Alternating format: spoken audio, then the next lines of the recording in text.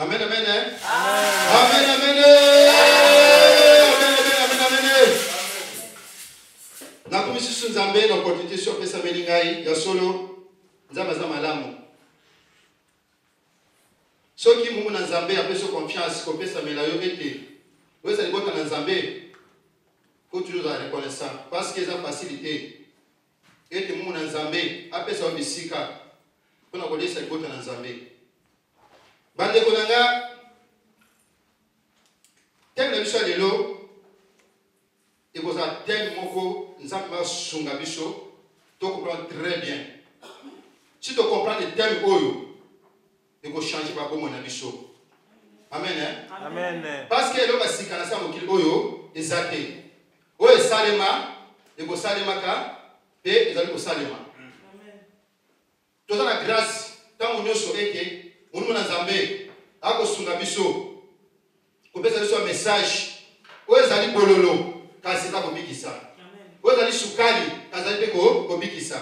Kotala bololo ya message te, kotala pe sukala ya message te. Kasi zwa yango ko te bikisa bomo na yo. Amen. Amen hein? Amen. Tellement biso lelo de konanga ezali la contamination. Amen hein? La contamination.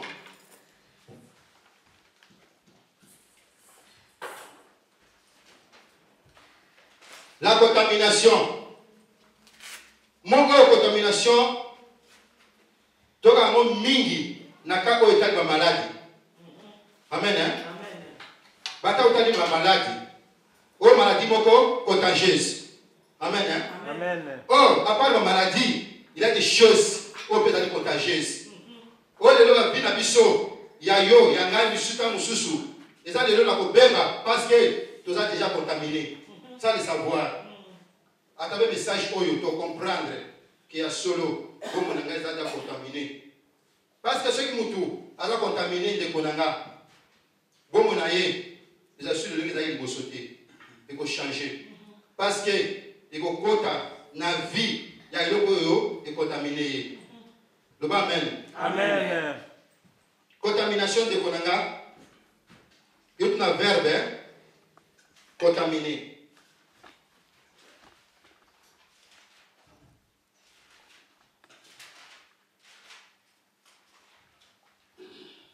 Il y a un verbe contaminer.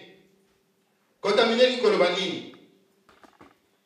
Souillé par le contact d'un objet impur ou malpropre. Nazongeli. Contaminer ni koloba.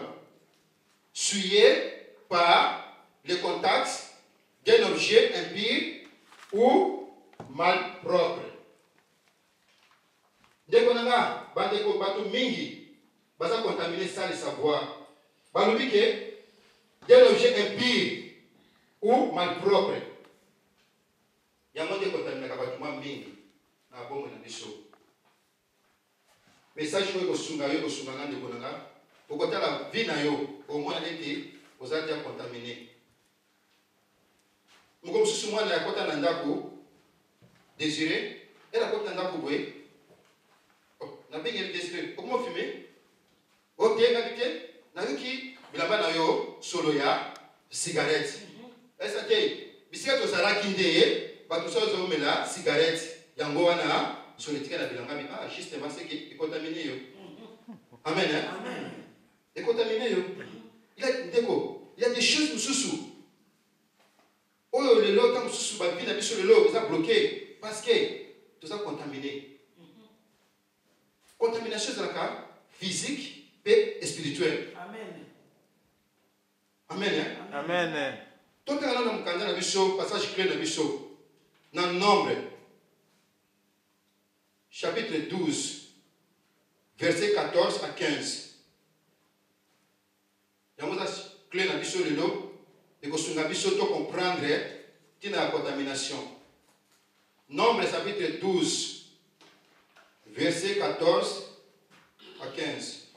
Et l'Éternel dit à Moïse, si ton père lui avait craché au visage, ne serait-elle pas pendant 7 jours un objet de honte, qu'elle soit enfermée 7 jours en dehors du camp, après quoi elle y sera reçue. Marie fit enfermer 7 jours en dehors du camp, et le peuple ne partit point jusqu'à ce que Marie y fût rentrée. Amen. Amen. Donc, priez, peut-être que message en beaucoup d'Azambé, moi, le message sur la commune de Jésus-Christ. Zambé, la Bolingo, le Bé, la Banana, Zambé, Nanga. Enseigner, corriger, instruire, Papa Nanga. Gana, l'école, pour la liste de Kota, Zambé. Utiliser la colo, le code simple, c'est pas Papa Nanga. Avec le message au colo, et va Sunga. Et couper sa bombe Nanga, à Zambé, Nanga, en commune de Jésus-Christ. Amen. Donc l'histoire très bien de Konanga, l'histoire de Marie.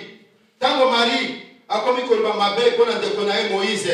Et ça qui savait Kanda, avec Akibango, à l'Obéli Bango, Bino Banani, Poti Bolo, Banamungo Nangai. Tant qu'on a sur la Kanaye, tout sur la camarade. Kasibino, tout sur la songe, Bino Bandoto. Bango Kana na Zambé Yaki, et qui tire Kono na Marie. A comme Bango na lèpre. Dès qu'on a trouvé comme la contamination de Konanga. Tant que les Araki, ceux qui m'ont ta famille propre, moi non propre, ceux qui ont déjà atteint la lèpre de Konanga, il ne faut pas écarter. Parce qu'on est déjà impire. Amen. Hein? Amen. Tant que vous êtes impire, si vous êtes vous avez contaminé l'impureté de Konanga. Tant que les Araki, ceux qui m'ont déjà la lèpre, pratiquer les bandes dans Zambé. Ceux qui ne comprennent pas la cérémonie, vous allez au Salema, vous êtes Moutouana, vous avez un bateau. Dans le cadre de Lévitique, il y a 14 boys, au commence la cérémonie. Tant que vous avez un Moutouibanda, pour un zonga, il faut la cérémonie, pour un sous, à comme ça y est, pire. Et ça, le lingue mot copé de l'onga de Konanga, tout ça contaminé. Peut-être que toujours un bateau, on va contaminer biso. L'autre, c'est que les banda, pas mal dans le pas à la pire. On va toujours naïe, il va qui est, vous avez appelé une pire. Vous avez bien contaminé. Amen. Hein? Amen. Dès qu'on a la contamination, ils ont un belé. Bami Soussou, ne va venir à Bango. Bala est cotonga. Mais il fait qu'à Kovana, Moutou, à contaminé. À combien cotonga. Amen. Missoussou, Bala qui, Koibate, il fait qu'à Kovana, na Moibi, Tazaka, à combien contaminé. Dès qu'on a la contamination, ça peut créer des dégâts dans la vie à tout. Donc, comprendre le message pour vous. C'est ça que maladie de Konanga. Mais tout à l'heure, malade, ça contaminé, la maladie songolo, tu es bi, bapoti, c'est contaminable. Tu es bi, la grippe, est contaminable. Mais maladie est contaminable. Il y a des malades qui sont contaminés. Et ça, très dangereux. Message au Soumanga, de Konanga, tu comprendre. Et à partir de là, vous avez la prudence. Ceux qui ont la vie, Moutou, ils ont tendance à contaminer. Tiens, ils bandent na yo. Donc, on va qui marie. Parce qu'on est propre. Parce qu'ils bandent pas si on est impire. Si ils sont qui a changé, ils ont le langage de Bosso. On a nos camarades naïfs. Ceux qui étaient, si ils kuna. Tomé pe susu. Na siège de Samarie. Bande quoi de 4. Bande quoi de 4 villes. Maintenant, on a qui atteint, on a impire. Bâti bango di banda de Konanga. Quand on a une relation à bien noter, Kassitala, Bomonayo, Oni Moutona, Akomemela yo, et de ceux qui ont contaminé de Konanga, Vinayo, ils ont foutu. Amen. Amen. Amen. Tout à quelque chose, où ils ont contaminé, à Bomoya Batou. Quelques papiers comme moi, Mingi, mais il y a quelques-uns, où ils ont contaminé. Et là, on Bosso, ils ont dit, Kolela, pleurer, Kolela de Konanga. Ils ont fait contaminer. Vous comprenez dans le message. Kolela. Vous avez dit que vous avez dit. Ceux qui vous ont dit là, et puis vous contaminez Kolela. Na oil a fait un message conseil de Konanga. Natala va de Konanga mingi. Oil va peut-être qu'il va avoir un problème de santé. N'est pas attention. N'est pas déranger bango. Donc conseiller a un message pour vous. Évitez qu'à côté de l'image nyoso, ou qui est sensible. Amen. Évitez qu'à côté de parce que si vous avez une image, vous avez contaminé la choc. Sima, tamsuke, au procureur moko tamsuke, bataché matato ekita. Amen. Kolela de Konanga, et contaminaka. Parce que ça la kolela de Konanga. Et ça la kolela. Kolela eza nini? Pleurer eza nini? C'est l'autre définition. Eza répandre des larmes. Amen. Hein? Amen. Répandre des larmes. Batumika kasa koleza ka keko misa mungongo. Non. La paix parfois pas le la carte na ozolela. Ça qui va tout mona. Mais ozolela carte na yo. Ça tu vas mona. Amen. Monsieur comme sous ozolela ozo misa mote mais ma miso. Ezo kita. Amen. Amen. Y'a un petit conseil de konanga. Oh, il y a des as, promettant ce qu'il y a quoi, chaquité. À partir de message, et puis taka. Nous consultons des konanga. Nous sous.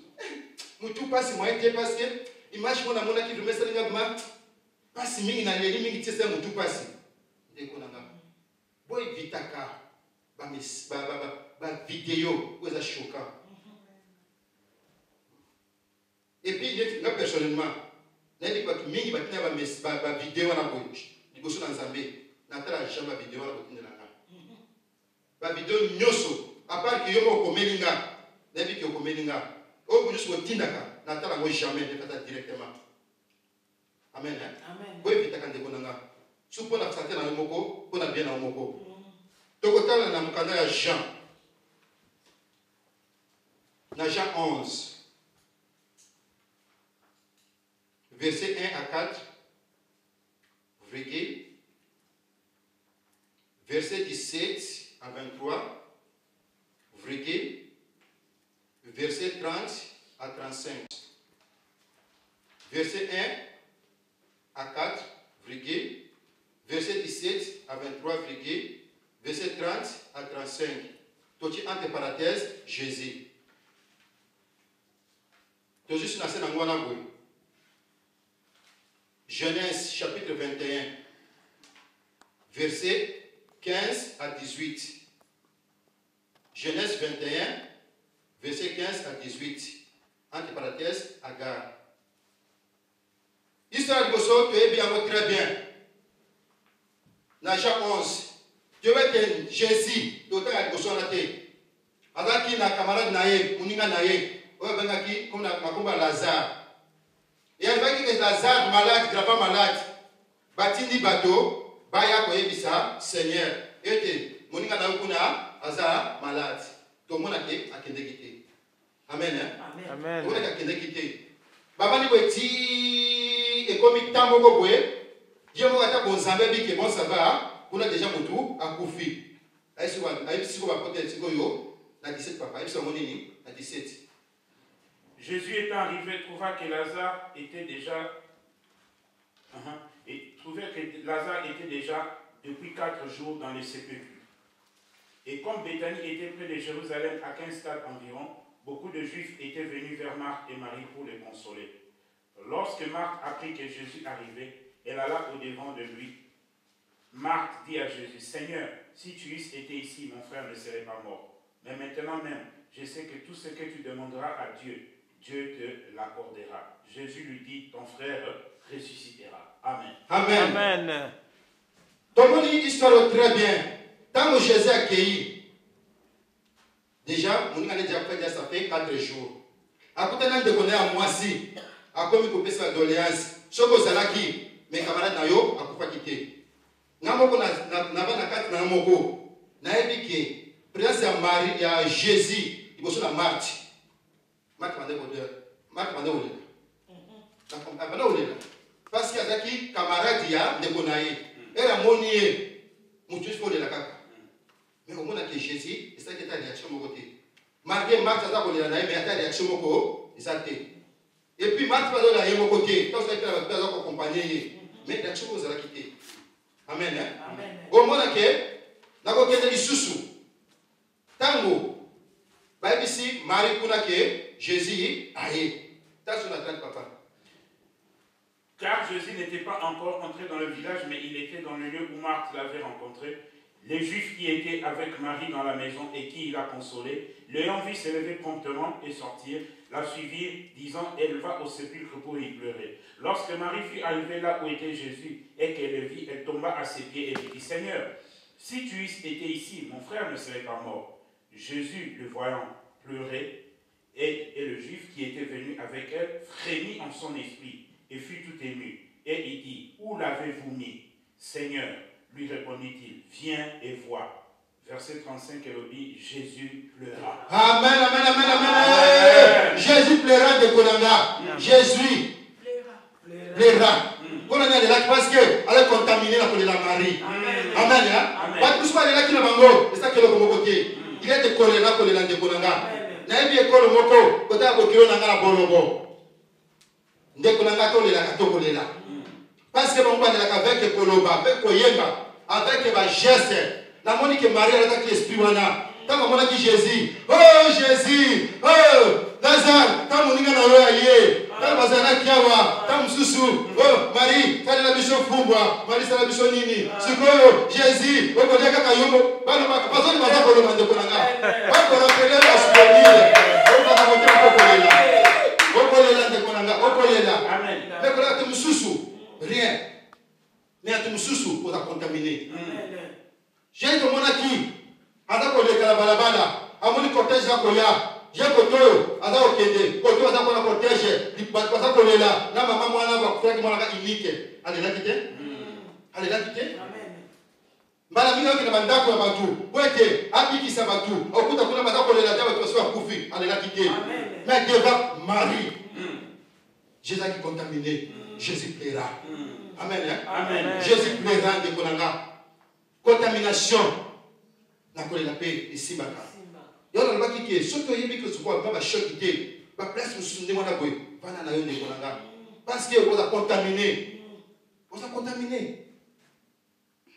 Jésus alléluia alléluia na mona kana bi ke ta musu saka eza deuxième fois Jésus alléluia parce que kolela liboso eza automatique ou tu ne sois abotami il faut kolela mona muki faut lela kwa mona ke ozana bomoy so le dit ko beto mambata chokolela siko kolela oyo iza kolela oyo ke ya choc ya passe nabi bit magie de la quitter mais na be ko la message ay contaminé na kolela Marie parce que Marie elle est là qui ça que le mot bah tu peux aller là qui ça que le mot mais devant Marie Jésus plaira chapitre le plus court la Bible nous tu as provoqué et d'aller là isa Marie peut-être ma caméra le baki pour chaque Jésus n'est-ce pas sonné à niveau boy grâce à la chanter la kofaka le gars toi quand même toi qui presque donc le cola Jonathan na David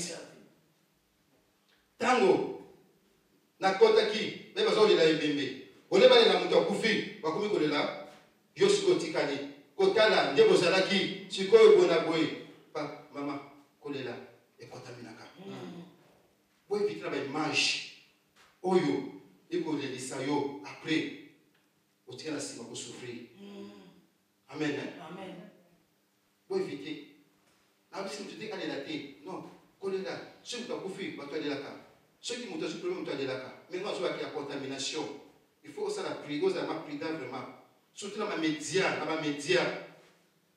boy ba ki batumika ta ba image wana boy eza malamu mais mingi za kona bango ba vie na bango emata pour faire quelque chose amen amen boko tibiaka na ba vie pour faire quelque chose yo kotoyo tu vas souffrir amen amen il va dire de konanga contamination na kolela oh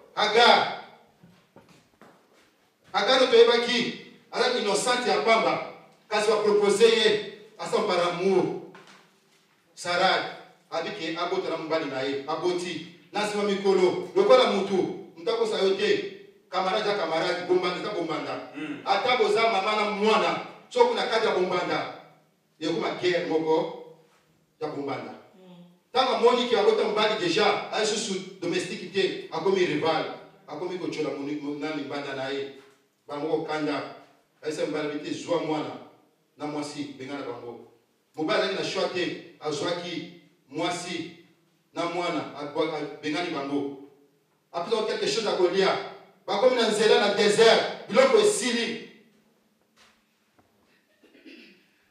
et puis si passe mwana komi kolela papa ni likaki quand l'eau et l'outre fut épuisée elle laissa l'enfant sous des arbrisseaux Elle alla s'asseoir vis-à-vis à une portée d'arc, car elle disait que je ne vois pas mourir mon enfant. Et s'assit donc vis-à-vis de lui, éleva la voix et pleura. Dieu entendit la voix de l'enfant. Et l'ange de Dieu appela du ciel Agar et lui dit, qu'as-tu, Agar? Ne crains point, car Dieu a entendu la voix de l'enfant dans le lieu où il est. Lève-toi, prends l'enfant, saisis-le de la main, car je ferai de lui une grande nation. Amen. Amen, amen, amen, amen. Amen. Comment le comportement est Agar jusqu'à présent c'est au Salima. Surtout ma jeune maman. Parce que oyo kaza mwana liboso aboti. Tango mwana za kolela. Aza kolela tellement dans l'espérance que il va comme kolela. On va téléphone nini. En tout cas vraiment, dans un pays ça y est, on tient de kolela tie. Yo je le sais pas nini. On ka si mwana ça c'est quoi nini. Ça peut ça y mabele, a dignité. On va contaminer kolela mwana. Amen. Amen hein. Il a contaminé de konanga. Ata za contaminé, kolela mwana de konanga. A contaminé. Amen. A contaminé de konanga. Quand ça n'a pas ça de konanga. Il y a un problème à boyer. Yo maman, pour les solutions. Donc la solution, stratégie de Rosala pour te calmer mwana. Amen. Amen. Ça va comprendre qui a bien kolanga yote. Ne kolela mwana. Allez. Kede joie. Na libanga wana boy lipa mai mais la continuer chemin parce que mwana yo, nous sommes comme nene. Na so mene pona ye. Amen. Amen. Amen. Quelle est la solution de konanga? Si moi za kolela, yo za kolela. On a solution? Il y a solution qui. Amen. Amen. Contamination dans la kolela. Mingi pe lelo. Parce que va dégâts. Kolela, il va derrière les kanda, il va se faire quoi qui moi na kanda. Parce qu'il y a mon qui solution malamu, dans cette il y a moi là. Faut se contrôler devant situation, il faut se contrôler. Yo comment maman mubimba, otiki mwana quelque part wana boy. Que na mona te dengue au coup, ali kamute. Mais faut assister mwana na yo. Amen. Faut assister. Faut assister. Tam so fina za tam so nyoka ipa suyi wana boy. Mais ça mona zalate. Faut défendre mwana. Amen hein. Amen. Et là il faut mwana de konanga contamination. Nanza kolela, kolela pe de contaminaka. La zone de Soussou, vous voyez que vous avez un choc qui est évitez que la image, vous avez un choc, vous êtes contaminé, dans le ciment, vous souffrez dans le ciment. Et là, quand vous parlez de konanga, la contamination, deuxième point, exact, mensonge. Amen. Amen. Mensonge. Le kutape est contaminé quand de konanga. Mutu mususu aiba neko kosa te mais banda akoma na muninga moko boye tona mobali tona mwasi moko boye akoma spécialiste na kokosa pona nini aza contaminer na mensonge. Amen. Amen. Na sia mensonge tota na le longo le biso na mupaze nango na mupaze mensonge to comme 1 Corinthiens chapitre 13 verset 33 va le bénir. 1 Corinthiens chapitre 13, verset 33. Mensonge. 1 Corinthiens, chapitre 13, verset 33. Verset 13 ou 33? Chapitre 13. 33. 33. Oh, t'as 13. Oh, le mouton mabé. Dans 1 Corinthiens.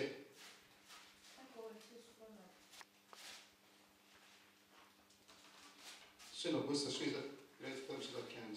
Sur la 15. Dans le chapitre 15, verset 33. Chapitre 15, verset 33. Ne vous trompez pas. Yeah. Les mauvaises compagnies corrompent les bonnes mères. Amen. Amen. Amen. Amen. Hein? Amen. 1 Corinthiens, chapitre 15, verset 33. Comme il constate de Konanga, Mouton Mabé a un pouvoir. Il y a corrompre, Mouton Zamalamu. Mouton qui a la vérité. Il conseille Mouton a un mensonge. Il va corrompre facilement. Amen. Hein? Amen. Deuxième chose, les alliés mensonges. Vous avez créé des dégâts terribles dans la vie à bateau. Vous avez dit, moi, malamu, mais banda, à côté de la moninga moko boy, à contaminer pour ça. Quand on ne peut pas bêta, on ne peut pas mon na nini parce qu'il a contaminé. Mensonge, c'est la définition. Mensonge, c'est la nini. Et ça, propos contraire à la vérité. Mensonge, ezali. Propos contraire à la vérité.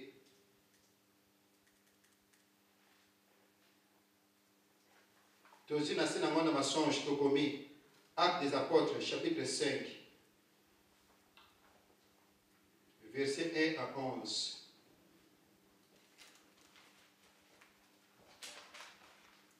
Actes des Apôtres, chapitre 5, versets 1 à 11. Tu as un acte paratel, Saphira.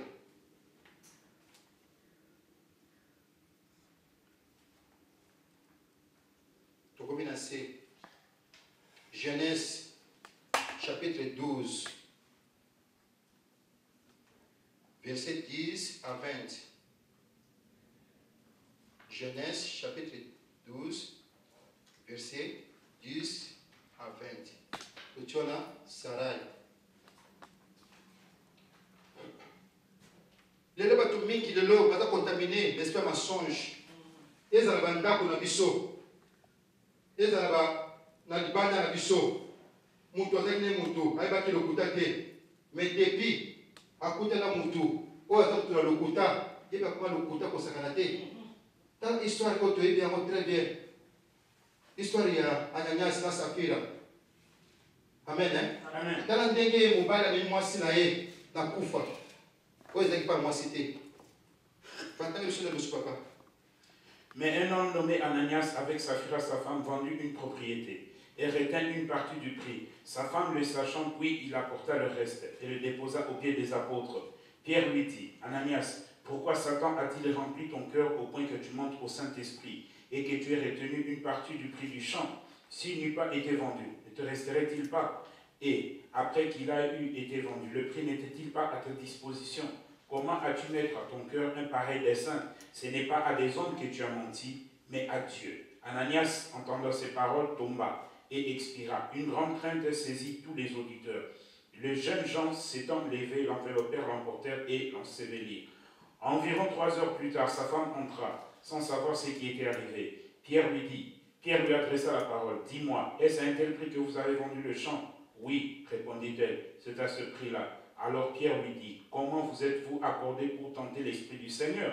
Voici ceux qui ont enseveli ton mari sont à la porte, et ils t'emporteront. Au même instant, elle tomba aux pieds de l'apôtre et expira. Les jeunes gens, étant entrés, la trouvèrent morte. Ils l'emportèrent et l'ensevelirent auprès de son mari. Une grande crainte s'empara de toute l'assemblée et de tous ceux qui apprirent ces choses. Amen. Amen, amen, amen, amen. Kebende konanga muninga oya za mutu alokuta nje kunanga. Ako kontamine yo. Kebana mobali kwa za mutu alokuta. Ako kontamine yo. Kebana mwasi za mutu alokuta. Ako kontamine yo. Safira kufi no sa pamba. Yo ebaki lokuta ke kasi nikola bolingo. Akufi. Il y a des choses de Kolanga. Attends, Ligi Motowana Boy. Ce que vient même mayo, dans le lengue à Mabé, Boya. Amen. Boya, ça que Boya, on Kolo Boy, di Kamote, Cassio, aussi ne pas Nzambé. Quand satisfaire était, mieux avec Obé Nzambé, que satisfaire moi, c'est Mbali Nayo de Kolanga. Amen. Tango, après ça qui dit on a Boy, attaque moi ça Malango, on a Boya quitté. Habitué, donc ça me doté, Kassi Nzambé, Kassia Ligi, accepté, à contaminé, dans ma songe à Mobali Naye. Deko boya de Konanga. Mensonge, lelo, ils ont créé des dégâts. Père Kaboy, ma famille est belle vraiment. Tant Moussou, moi si ton mobile, qui très bien, dans la boîte, dans la boîte à la bango. Abali, moi si ton mobile, moko boy, habitant le kuta. Et comme il t'a mon yos, c'est facile, la famille n'a yo, au comme il m'a kokosa. Au comme il m'a kokosa. Pourquoi ça va déconner? Il va faire que au fur et à mesure, vous avez kokosa, au fur et à mesure, vous avez créé séparation quand il y a un yo. Amen, hein? Amen. Donc il va déconner. Nous avons contaminé yo, vous avez mensongité. Dans le chemin na yo, ils ont camaraderie, ils ont une relation quelconque qui vous a là-bas. Ceux qui ont mon imutu, après qu'on me met là yo, l'esprit à mensonge, il va te, n'a pas contaminé. Tu as 7 jours de banda. Donc, qui marie. Ce qui a changé, on a besoin de vous aller. Mensonge. Nous avons créé des cas qui peuvent la société. Nous avons qui n'a le contacté. kasi relation, camaraderie, bolingo. Et ça dit que vous pouvez comme le kuta. Amen. Amen. Lolenge mutu wana bakofuta ina lokuta wana boye. Yope okoza salaire wana de konanga. Na lobaki na évangélie, l'introduction. Yeba que ceux qui mutu oza contaminé, oza juste l'image na liboso te. Okoma na image ya contamination oyo esiko lata ona nzoto na yo. Keba de konanga. Mensonge. Mensonge. Bande ko pe mingi. O tam sur la couple. Tam sur le ko le masanga te. Mais abali moi si to mobalo me la masanga. Yebe akoti na système wana na me masanga. Tango boya boye. Asa neti kutu. Si comme était l'été hein. Jura boya o la nini. Oté. Non mais la nini oté. Ça sans alcool. Ndeko nanga. Vrai sans alcool ça mai. Mutu nyonso oya milaka. Soit disant bière wala sans alcool. Amela wala nostalgie masanga. Amen. Hein? Amen. Sans alcool, ça maille. Parce que ce Suisse, maille sans alcool. Au Tchèna, au Wana, soit disant sans alcool, oui, ils ont coulé de mon côté. Soit on peut la colorer ou bien melati. Amen. Hein? Soit la couleur est couleur et Wana, oui, melati. Au moins, on a comme il veut le kuta. On dit, eh, non, non, mais la gâte, non, mais la kamasanga. Au soit du ché, il y a mon bali na yo. Amen. Hein? Amen. Pourquoi tu n'as pas de Souka souka, on peut trouver un jour. Eh, et ça va pour le lot. Mais ça ne m'a pas dit. Et on me l'a dit. Et ça va pour le lot. N'a pas ça demande à magie. On peut m'appeler matière à ça. Amen. Amen. Qu'est-ce que contamination de Bonanga? Les autres les dégâts.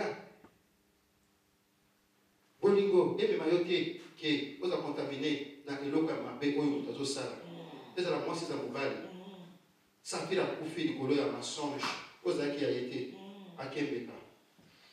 Amen. Amen. Histoire de Moussousou, il y a Abraham, le dernier moko. Voilà bisika moko tinga moko zamena kupango la bino. Abraham a monté, nous allons makasi, akeye, na Égypte, na moi sinaye. Toba komi kuna boy, weti azwa, ba faveur ba kosala ye. Azaki na choité, à côté de moi si. Explique papa. Le mensonge. Il y eut une famine dans le pays et Abraham descendit en Égypte pour y séjourner, car la famine était grande dans le pays. Comme il était prêt d'entrer en Égypte, il dit à Sarai, sa femme, « Voici, je sais que tu es une femme belle de figure. Quand les Égyptiens te verront, ils diront, c'est ma femme, et ils me tueront, et te laisseront la vie. Dis, je te prie, que tu es ma sœur, afin que je sois bien traité à cause de toi, et que mon âme vive grâce à toi. » Lorsque Abraham fut arrivé en Égypte, les Égyptiens virent que la femme était fort belle. Les grands de Pharaon la virent aussi et la vantèrent à Pharaon. Et la femme fut amenée dans la maison de Pharaon. Il traita bien Abraham à cause d'elle. Et Abraham reçut de brebis, de bœufs, des ânes, des serviteurs et des servantes, des ânesses et des chameaux. Mais l'Éternel frappa d'une grande plaie Pharaon et sa maison au sujet de Sarai, femme d'Abraham. Alors Pharaon appela Abraham et dit, « Qu'est-ce que tu m'as fait? Pourquoi m'as-tu déclaré que c'est ta femme? Pourquoi ne m'as-tu pas déclaré que c'est ta femme? Pourquoi as-tu dit c'est ma sœur? Aussi l'ai-je prise pour ma femme. Maintenant, voici ta femme, prends-la et va-t'en. Pharaon donna cet ordre à ses gens de le renvoyer, lui et sa femme, avec tout ce qui lui appartenait. Amen. Amen. Amen. Amen. Amen. Mensonge de Konanga. Et ça fait que Moutoja Biloko a bien mal acquis par mensonge. Amen. Amen. Bien mal acquis par mensonge de Konanga. Yo peux na jewana et tu peux te gagner. Il faut m'appeler comme la jewana boy. Quand il y a un jeu, oh il faut détruire au de Konanga. Quand il y a un jewana te, ce que tu as le jeu à l'okuta, comment tu as le jeu de manate. Les gens qui ont mingi, les gens qui ont mingi, ils battent les lots. Par contre, quand tu as le jeu, il y a l'okuta. Oui, mais ça l'okuta, mais on peut penser le plaisir. Keba. Aux hommes même sort le négomona de Koana. Et la carte Ningomba. Et la bassane Zambé Mingi. Bako kota G. N'a pas Zambé à l'Okuta. J'ai pas Zambé à l'Okuta. Parce qu'il y a quelque chose. Nasimawana Boy. Amen. Amen. Qui trompe qui? Toko Sakanani. Batuton Zambé. Yo Kosi Moto. Moto Boye Bate. Au moins, on a Boye Faraye Bakite. mais Nzambe ayebaki ayebaki eza lokuta heureusement que tout qui est alingaki mungu na yemi ngakelo protéger moi sinaye amen Amen. quel est la mensonge de konanga mutu nyoso camarade nyoso mobali to mwasi oyo komona akomi komemela yo oza contre la vérité s'opposer na yango amen Amen. s'opposer na yango de konanga balobi ke mutu mabe aza na pouvoir ya kobonga na mutu malamu alanda ye akoma mabe yo kotika te badomine yo ndeko na nga yo osala nde tuke ou bien oekarte tia 7 jours libanda soki azongi na bomoto na ye bokangami soki omoni azongi te tika ye 7 jours ya nzambe eza ya biso te yo ape pour di bon ya motu ezali ke boza binemi te distance ekiwa te boza binemi amen boza distance na motu boza binemi te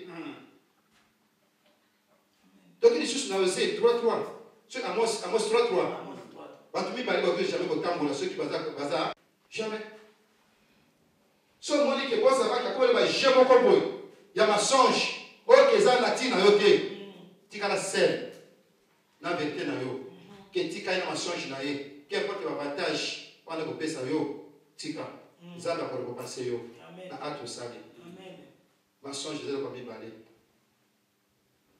amen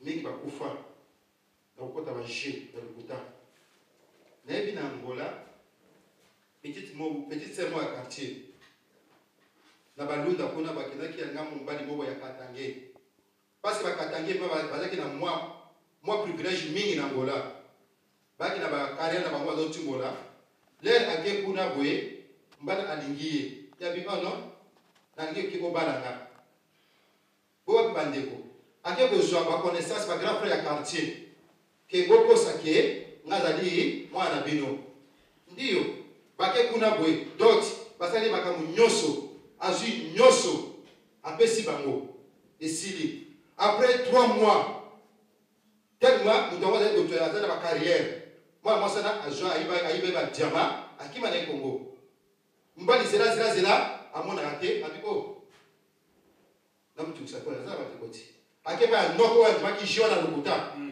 et pas noko ba mona kasina yo oh moi kasina bité on est ngata azokosa aza mona kasina yo bimisai akba musupa paleki wapi obona bwe nesoke bakoma bango Nangola ko koza lokola eloko pamba aboma bango likolo yo akota na je ya mwa mwaso na kuna ko keba ba je lokuta je omoni keza lokuta de konanga obi danger na mote o mona partage lelo mais lo bibi te conséquence nango lokuta za lokola signature ya société signature déjà ato bezanga te signature ya nani oyangai esili otangi bakaba komakite oke na yebaki vraiment te loko ko test na tir e kangami na yo amen amen keba lokuta mutu akotamine yo kozali masonge na été amen amen wana ezali mibale na oyo toti kozwa ya kolela na lokuta na meki ko classer makambo mibale oyo eza grave bien sûr mais na mona oza lokola contamination bakoti amone eza na dégâts mais esilaka amen Amen.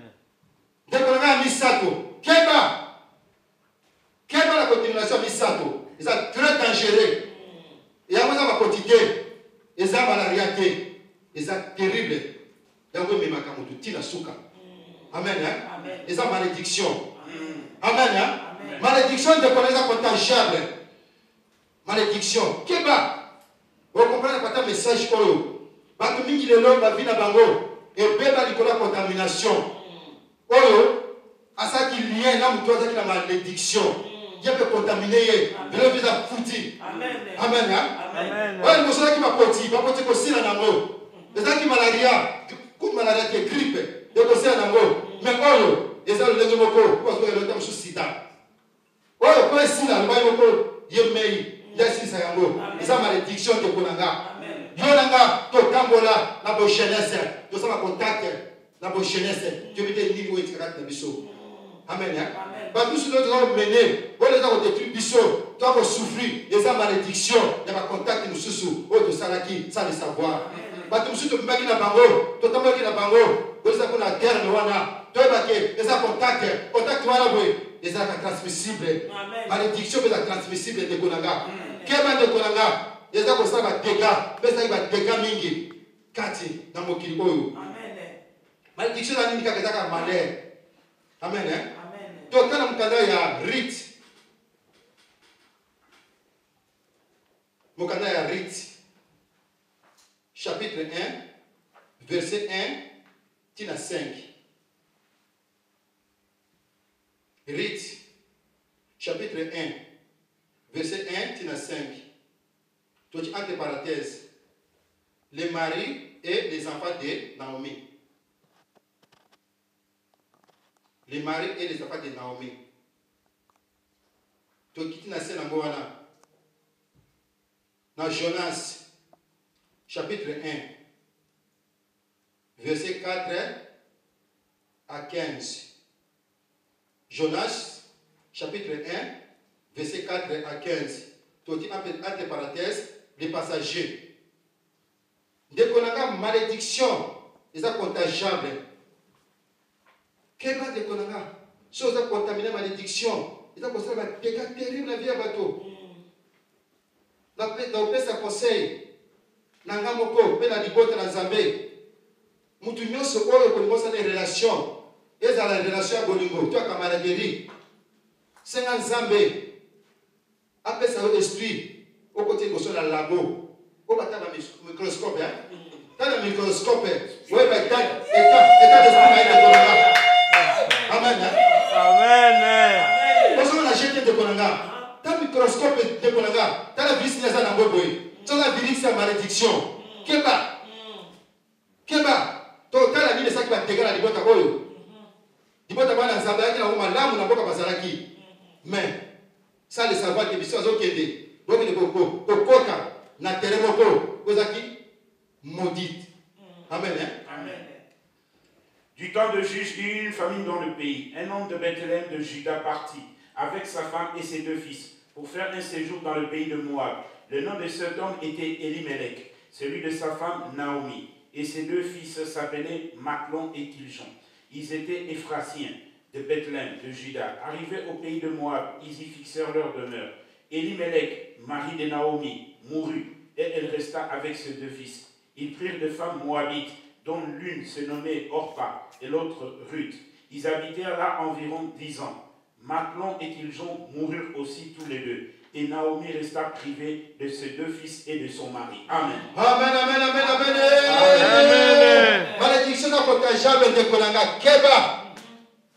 Place où on a vu dans guerre volé à Liboso. Les amis volé aussi à Mboka Bakendeki.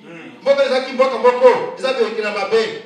Yamwana omuna mobala kufaki parce que amemaki bota na ye na mboka oza bikele mabe de konanga. Ata yo vandi awa de konanga balobi bisika likoma makolo pesa melio vanda wana de konanga. Koke ne mboka mosusuke ko teza ko pesa. Soke kuna boy.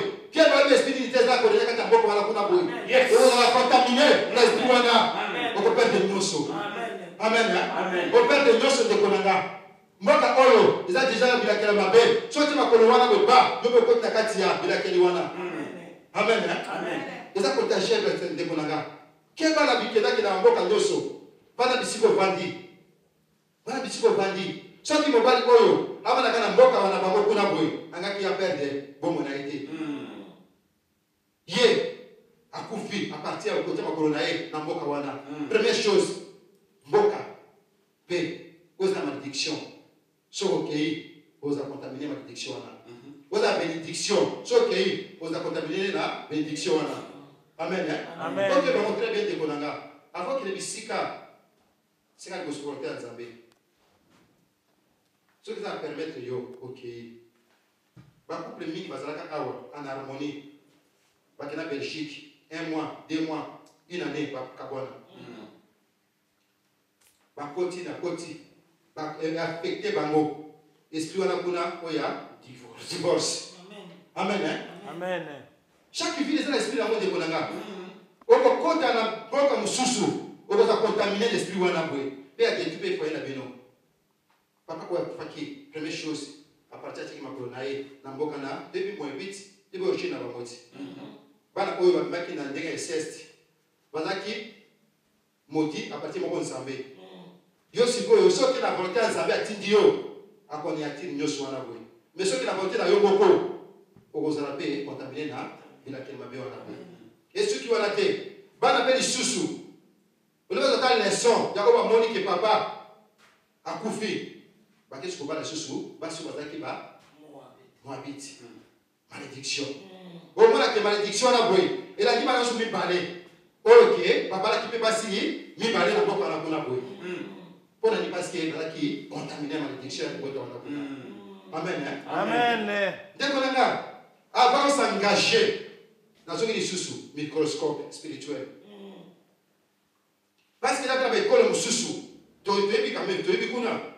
École sous quand même, tu es quand même que sur l'école wana kuna boye. Basala ka boza boya.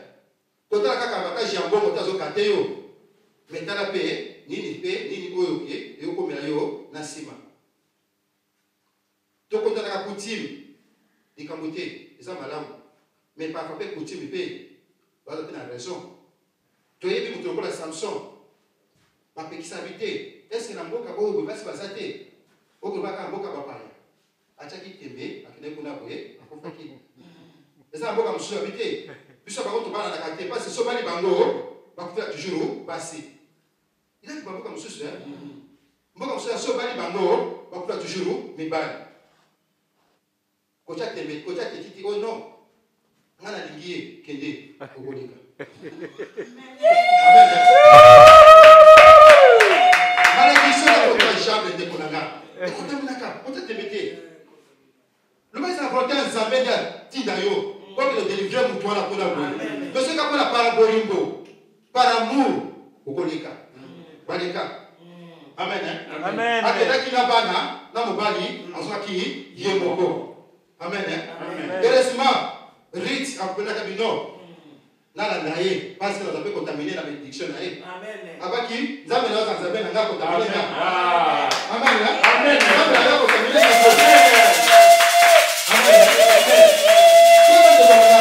Amen. Vision de loin. Akupé là qui a vu na otika na wate. Depuis que mboka na ngai za mboka ya il a que de mabe. Parce que la yo ça tu vas ko na boye. Donc c'est botika là, na ko m'appelle le cola yo. Avant de les tika la bino ko tika la te na kolanda yo il faut ta contaminer na nzambe na yo. Amen. Amen. Il faut au moins le la rite. Contamination de konanga. Yo nanga comme ça c'est la prière oyo to c'est nzambe vraiment a effacer ba contamination nyos to joie. Banda boucher le style lo. Amen. Contact tu vois les contacts. Attention maladie te. Mais ba ke ko atike leo ça plus maladie. Bavi mingi ya bana nzambe to bana nzambe te ba tunyoso lelo et beba à partir ya relation ya ki mwasi na mobali oyo mutu ta msuki abala kiye adam to bila kel mabe aepele akontaminer ouais ici là to ka nzambe moko na mawana ye aso délivrance. Amen. Amen. Ce qui au monde là qui bien au stade de relation dans mon tour. Au monde qui n'a pas manqué, vie n'a comme il moi complication, comme moi net. D'accord. Il faut se sauver. Vous appelez ma bête. Quand tu as un mot à paquet, et comment trop tard. Amen. Amen. Malédiction, ça compte à jamais. Rite, asangi mumbali, asangi bana, parce que ça qui contaminé na malédiction à la moabite. Amen. Amen. Oh, t'as sous de comme sous. Jonas. Ouais, il y a comme un nzambe. Chose comme un nzambe de désobéissance. Et bien la malédiction quand tu as bien moto. Yewana boy akimi, aki okota katina masua. Ni les gars qui kuna papa nanga. Mais l'Éternel fut soufflé sur la mer un vent impétueux, et il s'éleva sur la mer une grande tempête. Le navire n'est resté de faire naufrage. Les mariniers eurent peur. Ils implorèrent chacun leur Dieu et ils jetaient dans la mer les objets qui étaient sur le navire afin de le rendre plus léger. Jonas descendit au fond du navire, se coucha et s'endormit profondément. Le pilote s'approcha de lui et lui dit: Pourquoi dors-tu? Lève-toi, invoque ton Dieu. Peut-être voudra-t-il penser à nous et nous ne périrons pas. Et ils se rendirent l'un à l'autre. Venez, tirons au sort, pour savoir qui nous attire ce malheur. Ils tirèrent au sort et le sort tomba sur Jonas. Alors il lui dit: Dis-nous, qui nous attire ce malheur? Quelles sont tes affaires? Et d'où viens-tu? Quel est ton pays? Et de quel peuple es-tu? Il leur répondit: Je suis hébreu, je crains l'Éternel, les dieux de ciel, qui a fait la mer et la terre. Ces hommes eurent une grande frayeur, et ils lui dirent: Pourquoi as-tu fait cela? Car ces hommes savaient qu'ils fuyaient loin de la face de l'Éternel, parce qu'il leur avait déclaré. Ils lui dirent: Que ferons-nous pour que la mer se calme envers nous? Car la mer était de plus en plus orageuse. Il leur répondit: Prenez-moi et jetez-moi dans la mer, et la mer se calmera envers vous. Car je sais que c'est moi qui attire sur vous cette grande tempête. Ces hommes ramaient pour gagner la terre, mais ils ne le purent parce que la mer s'agitait toujours plus contre eux. Alors ils invoquèrent l'Éternel et dirent: Ô Éternel, ne nous fais pas périr à cause de la vie de cet homme, et ne nous charge pas du sang innocent, car toi, Éternel, tu fais ce que tu veux. Puis ils prirent Jonas et le jetèrent dans la mer, et la fureur de la mer s'apaisa. Amen. Amen. Amen. Amen. Amen. Amen. Papa Sajenga ni bakoba bola nikolo ya Jonas. Donc la kaki ya kota kina kaki na bango pe bakomi directement maudit. Amen. Amen. Par contre, contaminé de konanga la malédiction. Contaminé. Keba. Place sur okende soki omoni moni mona nzambe azako la kisayo ete bisika za bisika na yote bima de konanga. Il y a des choses mususu za tasu bloquer na kati ya ngomba na kati ya ba bisika mo ebele nikola mutu moko boza bloquer. Soki boye bien de konanga ko baka na mai. Ko boza la libre. Kosta pe musu na sali. Beaucoup de l'andako couple, ou bien camarade. Situation moko et comme qu'on traverse l'andako très difficile, mais muto aza responsable. Ayebi qui peut comme l'andako, ils allaient na cause na ye. Et je suis pas toi balo bakate. Basa monte mama kasi moko akoloba eloko moko te. Akoya ko se ko pardon soki moni mona za un jeu bimisi na kwasa. Justement, solo, les alakingaï, Jimisa Nakaka, on a vu. Je ne savais pas très bien qu'ils allaient nous donner manière de dire. Mais à Kaki monter, ma qui va pas kabilo kabato. Bah, tu vas perdre le bloc en abango. Ah, ne pas quitter. Et ça va qu'on a mis chaud. Tout ça, trop, endurcir le cœur. Au quotidien, moi aussi, tout le monde va souffrir. Tout le monde va souffrir. Du côté à cause de yo. On est bimisa. Bon, nous avons solution ensemble. Rien va le bagater. Je vous dis, c'est ce que nous avons fait. Sois courage de Koloba. Comme ça, c'est bon dans yo. Sois courage de Kolanga. Comme ça, le courage de la cité. Oui, il faut arrêter. Mon bébé, moi, je suis là avant qu'il y ait comme grave. Depuis que je suis là, et la nègre se tient à l'issue sur lui. Oh, là, parlez-moi dans le bateau. Ok, parlez-moi dans le bateau. Si vous avez un malade, ok, parlez-moi dans le bateau, vraiment. Attends, il s'agit qu'il va savoir qu'il divorce. D'accord, Kabana. Ok, parlez. Et en tout cas, moi, ceux qui ont continué dans yo, vie dans yo, ils ont toujours un problème. En tout cas, ne pas passer. Mais c'est la vérité. Ngaï, basse les choses dans le soka. Tu mets ça sur le soka. En tout cas, ce qu'on a besoin de faire, oui. Mais moi, je ne sais pas si c'est la guillot. Il y a des positions dans la déjà. Ceux qui moi, ça t'a vous embêté, avec les pas en Zambé qui tout ça, c'est pour tout bloquer, moi, je vais bien ceux qui moi, ça t'a type de dire qu'il y a une crédibilité. Ah, voilà, bango, un zanga, bango, ça, bango, au Koleka. Amen. Amen. Au Koleka. Malédiction, ça porte à Jésus. Ils ont l'amitié. Ils ont un couple, tout le monde s'en a voté. Ceux qui ont la solution, et des moutouilles, depuis, bon, on a camaraderie.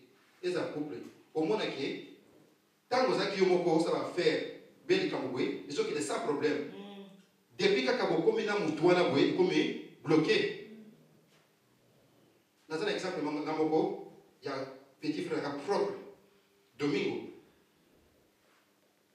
première fois qu'il en Afrique du Sud a sauvé marchandise a une agence quand il m'a dit que mariage a une agence ye aye kozela biloko wana boye zela loi d'Afrique du Sud la danse wa des semaines ka boye comme nango zela or que le même jour wana boye a autant voyage na zela boye a kuta na fille moko boye alingiye fille na taki porter malheur na ça les savoir biloko na ti ekei ngana ke na ke Luanda de na kei donc la kati na ke poto ela ke boye na aéroport na Portugal ba refulenga na zongi abi bon ça va ni kamuté ko décourager té donc c'est sur le bosusu to vani boye après un mois ba ko kota biso na ndako ma bandi heureusement jour ngo to la kana porte bosusu yaya oya ya baka biso alala kana shaka saka mwasi na ye na camarade na ye na shamu na biso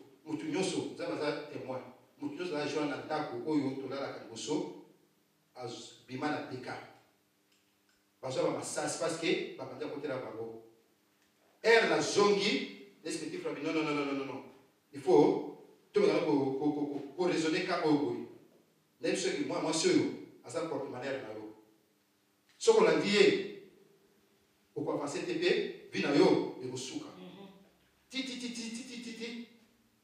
na iko convaincre ye na lui bon tout ça la beauté puis etakaka ye muta sunganga na zo document pour na ye ba billette ye muta sunganga bitika muté tout ça la geste seconde nini ngai olela kile poto ngana dimi na zoka yo sikoyo yo voyager ce qui un jour ça va permettre que okende ata partir pour no bekisinga yo za malamu mais yo boso ça tu boso ke okata lien na mwasio moi ça conseille la chantage soko boinga na kokangisa yo soko boinga na koboma yo na bilika muté enga na zongi petit frère en tout cas avec conseil là à quatre relations qui va menace à boyer vraiment bien non avec yo pour na bosani kaka na voyage petit frère abima à zongi boyer aya na diamant déjà système bomela ayi ba melaka et soit qui soit bimisango atie dikolo ya place wa sokola douche jamais koya de bonga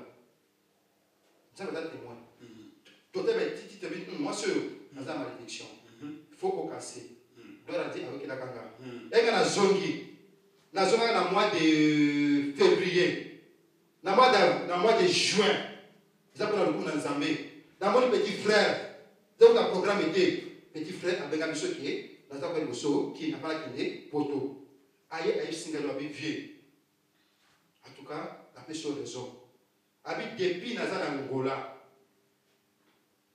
na otiko mona makamoko boye ono na monate elle kaka na tika ka pi wana boye na kelunda moi ya 3 mois samba senga espoir yango na monate yo ki maman ke poto bana moko la veille na kini na so ata moi parcelle après sur qui na poto malédiction ça kota jamais fia la contamina kai mais ko kata o kata bien wana boye ba comme tu fuma maka ti le lo quand même si va faire payer et qu'il a payé boso ti déjà va pambola qui est ce que ça na mutu mon qui débit makambo o za ko sa boso et comme identité côté microscope on découvre qu'il y a dans la cause la problème amen hein? Amen.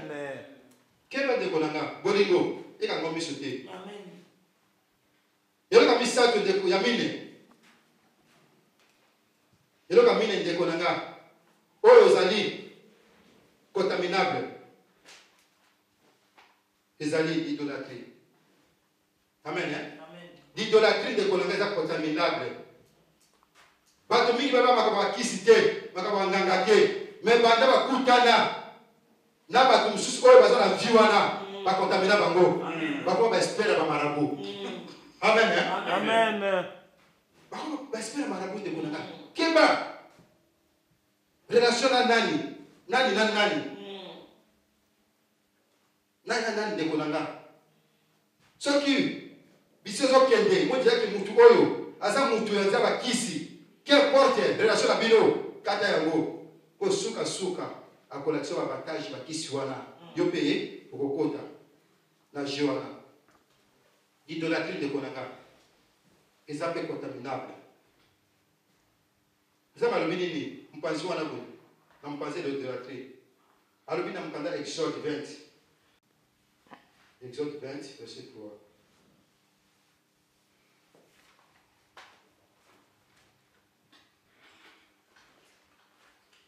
Tu n'auras pas d'autre Dieu devant ma face. Amen. Amen. Nzambe aza très jaloux. Ya komona mutu ete adasula nzambe mosusu kwaza dehors ya nzambe ya solo.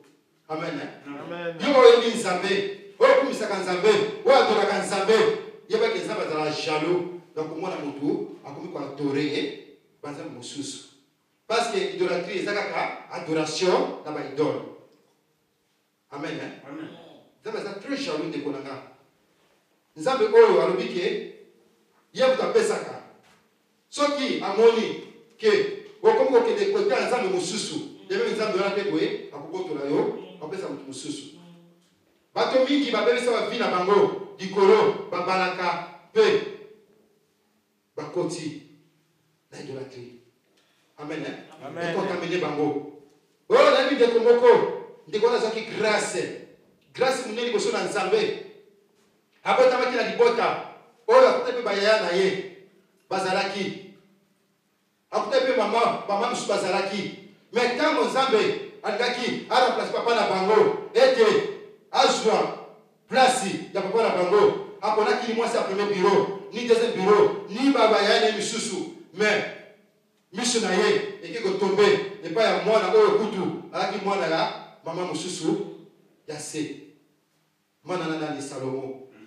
Okomona grâce nini azwaki mpe tokomona mpe conseil nini oyo bapesaki ye alobaki mpe ndio me ntango ake bibalabala tomona ke alobimaki mosika na nzambe azali contamine. Amen. Amen. Tozwi na un roi chapitre 11 verset 1 à 13. Dans un roi, chapitre 11, verset 1 à 13. Totier de sous quand on passe là, totier na deux rois. C'est toujours un roi, toujours un roi. Dans un roi, chapitre 2, verset 1 à 4. Nous allons passer dans 1 roi, chapitre 2, verset 1 à 4. Donc, entre parenthèses, Salomon. Salomon. Tu es sur la scène en mot. 1 roi, chapitre 16, verset 29 à 33. 1 roi, chapitre 16, verset 29 à 33. Tout est entre parenthèses, à 4. Amen. Amen. Oh, Salomon a eu grâce et dévotion dans Zambé. Oh, pour tout le monde, Adonija. On a fait des coups d'état. Le rôle là, c'est là qu'il y a déjà Zambé. Après, qui est. Parce qu'il tout à récupérer. Malgré ça qui va tout passer à la fête. Mais le rôle qui a été Zambé. On dirait toujours qu'il oh, il y a des destinés à joie. Tout le monde a dit papa. Avant de compter na 11. Tout le monde a dit 1 roi, chapitre 2. Au moment de conseil, ni papa peut être qui m'a naïe. Conseil peut m'en dire qui yango. Pe bandeli. Attends là qui yango. Conseil. David approchait du moment de sa mort et il donna ses ordres à Salomon, son fils, en disant: Je m'en vais par le chemin de toute la terre. Fortifie-toi et sois un homme. Observe le commandement de l'Éternel, ton Dieu, en marchant dans ses voies et en gardant ses lois, ses ordonnances, ses jugements et ses préceptes, selon ce qui est écrit dans la loi de Moïse, afin que tu réussisses dans tout ce que tu feras et partout où tu tourneras. et afin que l'Éternel accomplisse cette parole qu'il a prononcée sur moi, si tes fils prennent garde à leur voie, en marchant avec fidélité devant moi, de tout leur cœur, de toute leur âme, tu ne manqueras jamais d'un successeur sur le trône d'Israël. Amen. Amen, amen, amen. Amen. Quel conseil à madame papa pesi mwana na ye.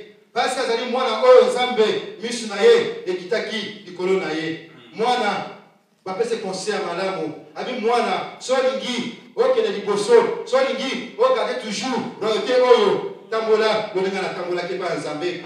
Soko tambola na tambola ki jamais royauté oyo tena ngoka moto mosusu. Ça lolinga na salaki Nzambe wa bazalaki na ngai a toujours Nzambe na yo. Mwana lobi ndiyo. Beaucoup de la prière à Salomon, quand on sait qu'il Nzambe avec Konandisama, conseil à papa, sa sagesse, l'intelligence, pour la table, ça lui botte à Oyo. Nzambe dit, oh, on a un solo, on sait qu'il y a la sagesse, nous sommes glorifiés comme on a, du coup, on a un go, là, on peut ça, yo, mi solo. Kala boni mona Nzambe. Mi solo, ma pesier, moana, yewana boy, renommé, et tamboli partout. Renommé, renommé, renommé. Donc on a moto à Kokaka. Élévation qui moto à Bibala Bala.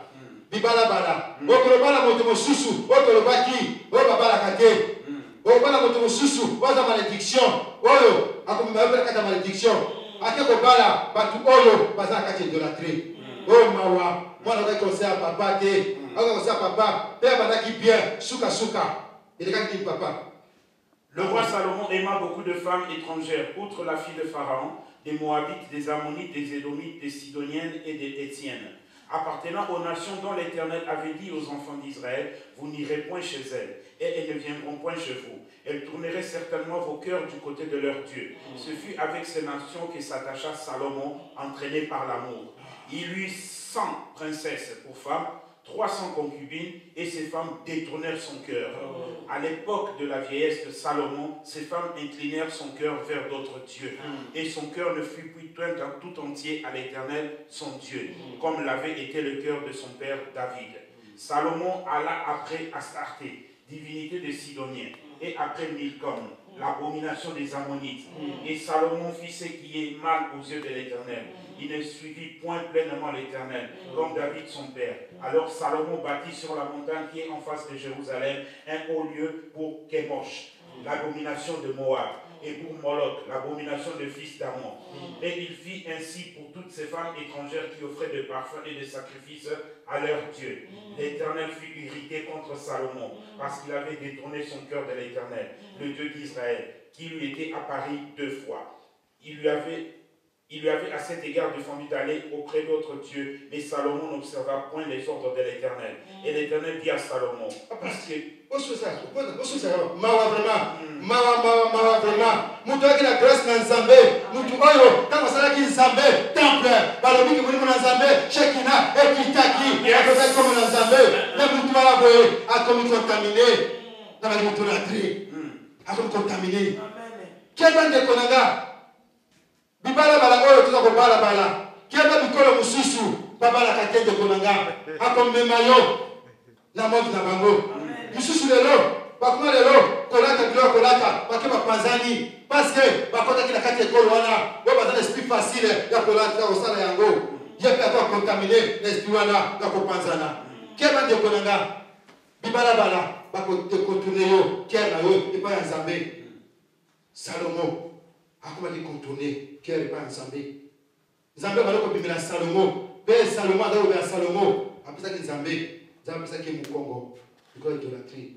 Ça veut dire jamais de konanga ya kumona mutu ala kwa toleza Nzambe mususu kema de konanga eza kati mabala na biso soki mobali wana azaba grigri na ye de konanga kokota na jeune wana te kokota na jeune wana te kokota na jeune wana te de konanga keba ngolo mususu akosenga yo ege abi bon ça va na kozate soki mutu aye joie bana boye sala pesa ye ko sala ya lote de konanga parce que ça début na ko prendre yo okota na joana amen amen. Salomon après c'est même mon Congo parce que a comme ko sala mazambe mususu pe courage le même Salomon wa to Nzambe temple a c'est les mêmes choses na bazambe wa paya dans le temple. Ça a contaminé l'idolâtrie. Salomon a contaminé l'idolâtrie de Konanga. Keba. Ote yazanga ngana sabilaka. Kinganga na yosange lo kokote. Muko msusu mdosa la mama wana tu papa wana kisi parce qu'il y a zaké. Assez apprendre là aussi la kisi. Keba. L'idolâtrie. Au peut ça no mukongo. Parce que comment pour défendre. O kasimatiti bona sala matiti. Quand ça veut dire on a ça, c'est quand ça veut dire Jean quand on a la carte d'idolâtrie. Amen. Amen. La carte d'idolâtrie. Zambe a sala yango pour l'étiter mususu. Peut-être que ça déga malamu. Est-ce que yo toi muto doit prendre yo, on s'en dit malamu. Oui l'église Zambe après ça Zambe pouvoir la prier même le bâtiment na comme la Jésus. Bâtiment qui mais ok kuna boy mutu aza longola ba demo na mama titi suka yela na taba eza ndenge moko amen amen kama eza ndenge moko ndenge kolanga tata la pratique déjà qui déjà aussi déjà eza différent kaka leka au nom de Jésus le moins mais kuna bo ba cérémonie eza différent oko pesa nzambe no mu Congo pesa nzambe mu Congo il va que yo et c'est Salomon a sali que royaume et continuer sur ce pied. Après ça on a mon arbre dans sous. Amen. Amen. Dicolo ya contamination de l'idolâtrie. On décolle mon sous à cadre le lengi moko. De même chose. Babi ataza ki mabe ko le kabaro mon sous. Donc comment on a que quand les sous à yaki tango abala ki je l'appelle. Parce que nous t'avons qui est dans la zone de Barza, Jézabel. Amen. Qui est venu de Kolanga? Bolimoyo, tout ça pour Luka, tout ça pour Landa, et ça malamu. Mais il faut contrôler. Au la mine oyo, nous avons le coup dans Zambé. Nous avons le coup dans Zambé de Kolanga. Tika tayo moko avec Zambé. Au tika pour mengonyo soana kuna. Qui obéit sans Zambé moko. Idolâtrie. Et contaminaka. Bato sous l'eau. Bakma de l'eau sala. Babilo pa ya mwasi, to pa mobali. Bavi na bango na Nzambe et comment musika. Ata to ta boye église. So ta musika na Nzambe, yeba ke oza ko Alexander no pamba. Nakati ya ngoma na Nzambe. Contamination. C'est très dangereux. Dans le bas de l'introduction, ceux contaminés yo, identité dans la liboso. Bungi, vous tirez l'identité à Mibaliwana contamination. Les entrées d'origine de Konanga. Tout le monde qui est contamination du Bosso, Zay par choléra, Mawa, Oleli, les Amalamu, Aboïté, les Bemachinios Bota la gâte, le Gopé Sayo, émotion, Tamsuna Sima, le Grésu Tamsuke, la Dikakatsnayo, pour éviter un mot. Pour y aller, mensonge, tout le monde qui est un mot. Vous avez la vérité pour banga lokuta mais kaka depuis beaucoup na mutu moko camarade to mobali to mwasi okoma pe mutu lokuta parce que vous avez contaminé to moni ami sato malédiction ça aussi va dégâts pour sakanate wana na baki va nzambe moko mutu ko sa quelque chose pour être épargner yo donc la rite amona ki musika ala ke épargner to moni lisusu ya mine idolâtrie, l'olingue, Salomon, Abimi, la Bozambé, mais Souka, à reconnaître qui tout est vanité. Écoute, Souka, il faut comprendre la Bible. Et ça, il tombe à Nini, pour que quelqu'un se fasse moquer. Pour ça, Nzambé. Est-ce que, yo, pour comprendre, pour Otawana, on déconne, n'a eu contamination malamu. Il y a malamu de konanga. On se contamine yo, vie na yo est changé. Na le ya malamu.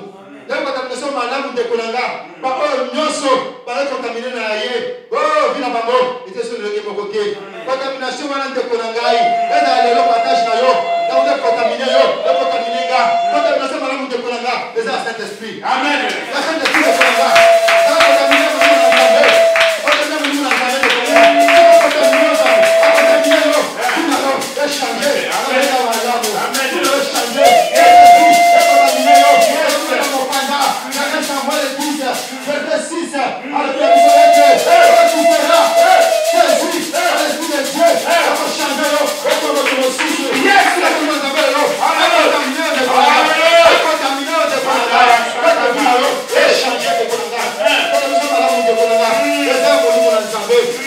santo. Yende akotaminaka. Yende achanja kaji. Olega malamu ndekolanga. Mwana nzambe nyoso. Obele mwana nzambe. Yamo ete. Ata na nzambe. Sasa toujours kotamine. Mwana na nzambe. Amen. Ata bako Jésus. Abota sala nzambe. Ay kotamine mwana na nzambe. Ata yango. Ata bakana Jésus. Ata kana mwana ndekolanga. Ata mukanda. Nabatema Jésus. Cinquième point, souka. La contamination malamu. Il y a Saint-Esprit. Deuxième fois, il y a Saint-Esprit. 1 Samuel, chapitre 10, verset 6. Et mon a jamais touché yo. Et comment on l'a yo. Et comment on l'a sous. Oh Jésus, dans Matthieu 4. Matthieu 4, verset 13 à 17. Matthieu 4, verset 13 à 17. Tu tiens à Jésus. Tu tiens sur la série sous. Nasé. Dans Luc 24, verset 44, 49, virgule, Actes des Apôtres, chapitre 2, 1 à 13. Dans Zongeli, Luc 24, verset 44 à 49, virgule, entre parenthèses, Actes des Apôtres 2, verset 1 à 13. Entre parenthèses au tiers des apôtres. Donc il dit sous. Dans 1 Samuel chapitre 10, verset 9 à 16. 1 Samuel chapitre 10, verset 9 à 16. Donc tu as Saoul. Donc il dit sous. 1 roi chapitre 29, chapitre 19. 1 roi chapitre 19, verset 15 à 16. Virgule, 2 Rois chapitre 2, verset 1 à 14. Dans Zongeli, 1 Roi chapitre 19, verset 15 à 16, virgule, 2 Rois chapitre 2, verset 1 à 14. Donc, tu as un prophète Élisée. On est qu'on a un sous la fête à Cana. Quand mon mari a mis Jésus la fête, tu vois, comme nous avons massacré Syrie. Akeba Jésus. Aïe Jésus. Mokosi. Masanga et Sili. Donc la réponse est à Jésus. Abi moi si. D'abord quand on dit yo nanga ita wana na yo ko quitter. Nazo sur un message oyo. Et ça le voir le bien dit que madame ya moi si comme nini. Là la pour contaminer que. Donc les nini on dit nanga ava l'état. Amen. Amen. Amen na pour contaminer que de konanga. Mutu nyoso ko sala kanzabe. So la contaminer que Vanda na tako. Yakambe, Vanda. Avant service Zambé, faut la contaminer. Donc, comment la Jésus là, tango, akelaki, qu'on soit baptême, dès la bimi, on est contaminé. Amen. Matthieu 4.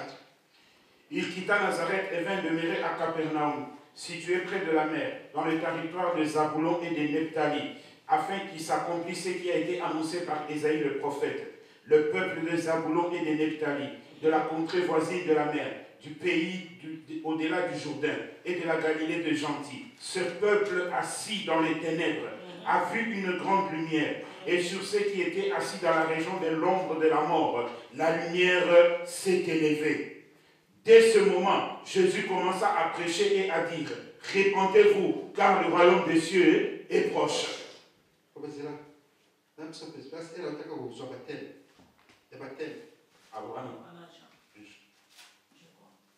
Transporté dans les déserts. Ok.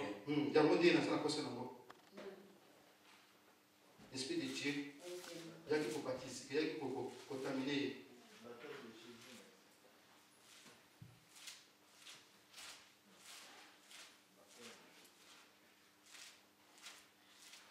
Les actes étaient à 3. Quand on a 3, il y a 3. 3 très court. Dans Matthieu 3. 3. Alors Jésus vint de la Galilée au Jourdain vers Jean pour être baptisé par lui. Mais Jean s'y opposait en disant, c'est moi qui ai besoin d'être baptisé par toi, et tu viens à moi. Jésus lui répondit, laisse faire maintenant, car il est convenable que nous accomplissions ainsi tout ce qui est juste. Et Jean ne lui résista plus.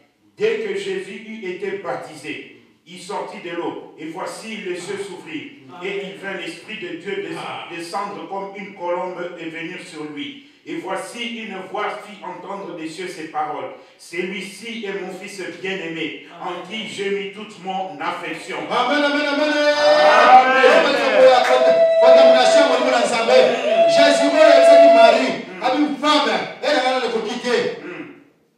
Parce qu'elle va être contaminée. Mais quand elle est contaminée, la monnaie dans Zambé, donc comment la plaque a contaminé, l'esprit est même dans le désert. À quel point la caractère nuit, dans la pimaki a croisé dans le diable d'attention. Alors qui est. Amen.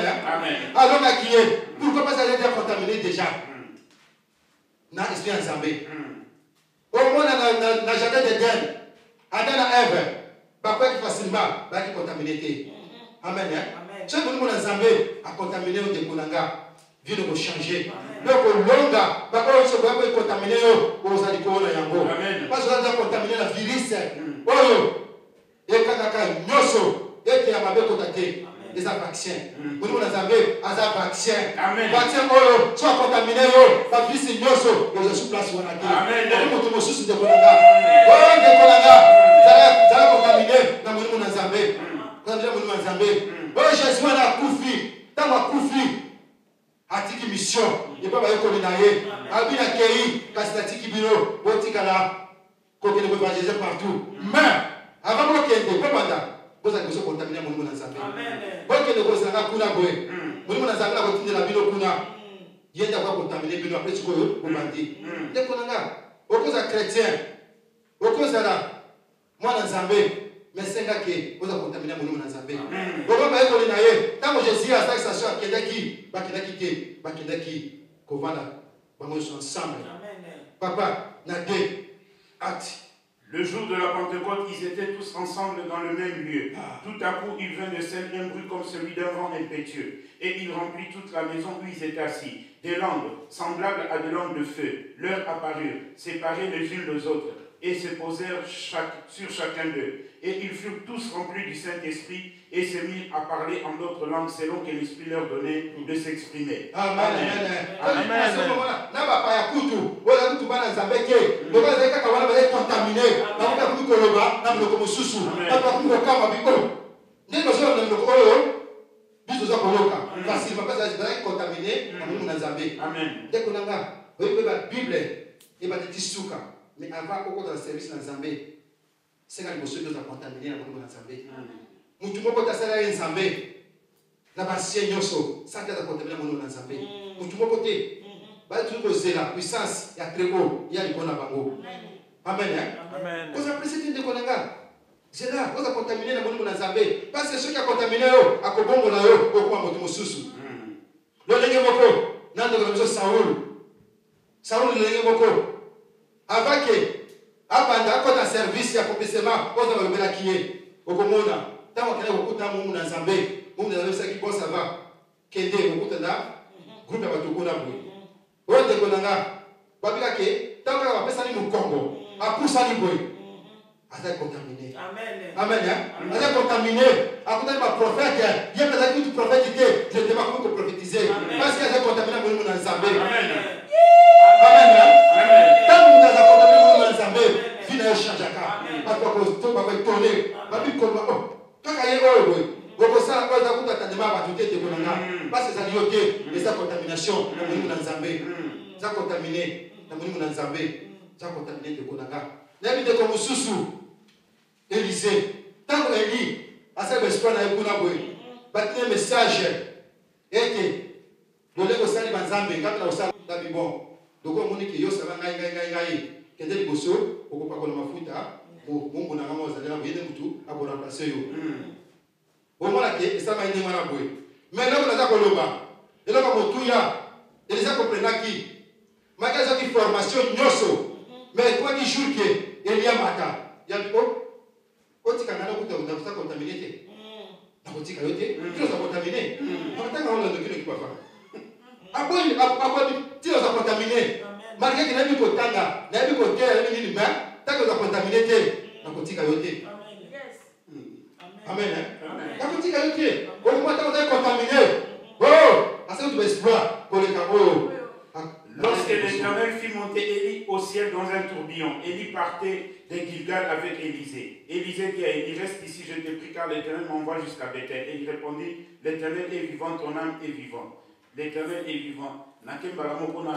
Verset 9. Lorsqu'ils eurent passé, Élie dit à Élisée, demande ce que tu veux que je fasse pour toi, avant que je sois enlevé d'avec toi. Élisée répondit, qu'il y ait sur moi, je t'ai pris une double portion de ton esprit.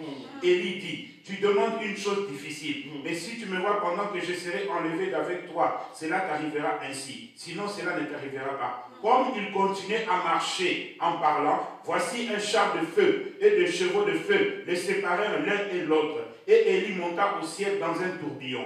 Élisée regardait et criait, mon père, char d'Israël et sa cavalerie. Et il ne le vit plus. Saisissant alors ses vêtements, il les déchira en 2 morceaux. Et il releva le manteau qu'Élie avait laissé tomber. Puis il retourna et s'arrêta au bord du Jourdain. Il prit le manteau qu'Élie avait laissé tomber et il frappa les eaux et dit, où est le Dieu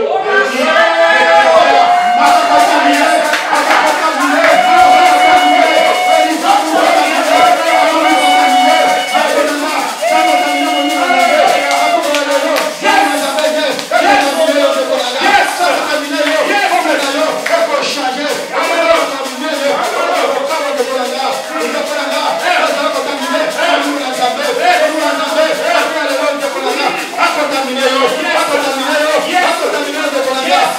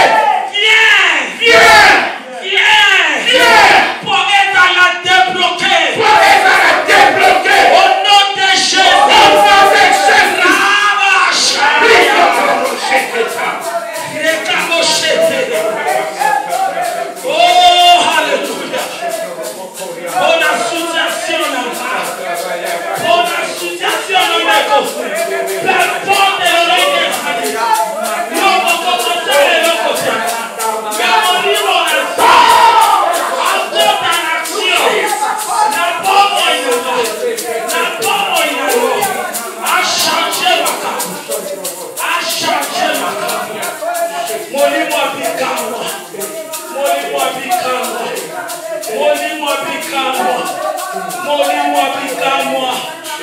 Alléluia. Bien-aimé, le Saint-Esprit de Dieu. Saint-Esprit de Dieu.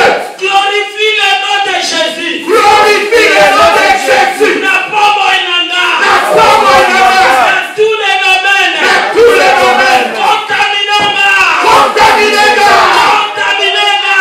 Contaminez-moi. Que ça soit physiquement. Que ça soit physiquement. Que ça soit matériellement. Que ça soit matériellement. Que ça soit financièrement. Que ça soit financièrement. Que ça soit spirituellement. Que ça soit spirituellement. Au nom de Jésus. Au nom de Jésus. Viens mon chat.